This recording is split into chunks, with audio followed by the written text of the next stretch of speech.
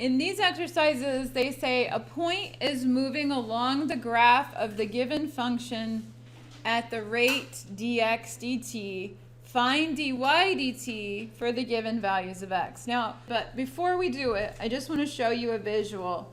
Look what function it is they're talking about. Y equals the cosine of x. And they're giving us 3 different values of x. Here's a little graph of y equals cosine of x that I've zoomed into those values of x that we're concerned about, pi over 6, pi over 4, and pi over 3. When we talk about dx dt and dy dt, the rate of change of y and the rate of change of x, remember, these are 2 variables that while they're related, the change in them is not necessarily at the same pace. Notice that as we move from pi over 6 to pi over 4, and as we move from pi over 4 to pi over 3, you're moving the same distance. As far as the horizontal distance, the distance from pi over 6 to pi over 4 is the same as the distance from pi over 4 to pi over 3. But the vertical distance covered is different, right? From the first point to the second point, the change in y, which we call delta y, is only 0.16-ish. From this point to this point, y changed by 0.21-ish, a little bit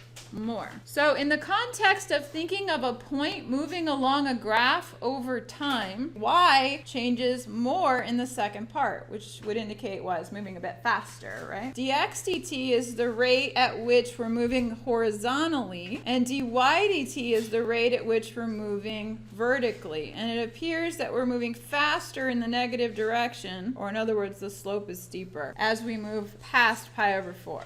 Just keeping that in mind, then, let's do the mechanics of the problem. Part A, what are we looking for? dy dt. What are we given? X is pi over 6, and dx dt is 4. And we need an equation that relates dy dt to dx dt. How do we find that? We need to have what equation? So we're going to take the derivative with respect to t of both sides of the function. Yes, we do. Very good. So we're going to have dy dt equals negative sine x dx dt. And, all right, now we have a formula, though. A formula relating the variables that we need. So we just plug in. So we're looking for dy dt, and we're going to get negative sine of pi over 6 times dx dt, which is 4. Sine of pi over 6 is 1/2, and so that's going to be 1/2 times 4 is 2, so negative 2, and you're right, the distance is measured the same, centimeters per second.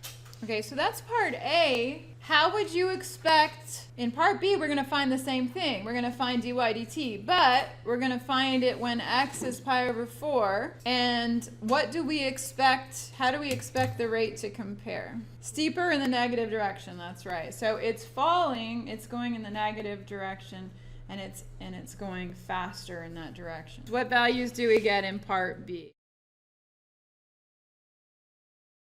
I hope you found this video useful. If you did, please remember to like it.